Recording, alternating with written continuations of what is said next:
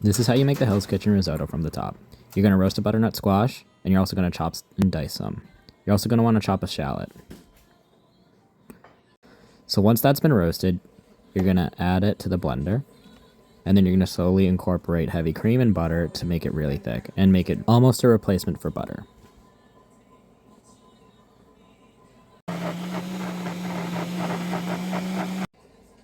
You can use this puree for many other things, such as a pasta sauce or you name it. You could also just eat it as a soup.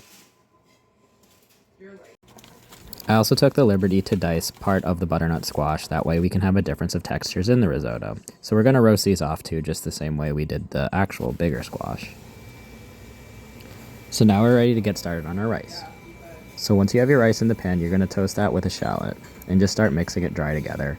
The shallots will sweat out and incorporate into the rice. And then you're going to add a dash of white wine. The white wine builds acidity into the creaminess of the risotto. And while that's going, you can continue to cook off your butternut squash, that way you don't overcook them, because again, we want a difference of texture. So now start adding chicken stock slowly to it and keep the rice moving, that way you agitate the grains to become creamy. You should also heat up your lobster in some warm butter. Your risotto should be coming together, and so you should have everything ready to add to it. So this includes our butternut squash puree, which you just slowly incorporate, similar to how you would butter. You could add butter, but that's an extra step and almost a little bit extra on the caloric intake, as far as there's heavy cream and other things in that puree. Now add your roasted butternut squash, that'll give it a toothsome feel when you bite into those other smaller pieces. Yes, thank you. Sorry.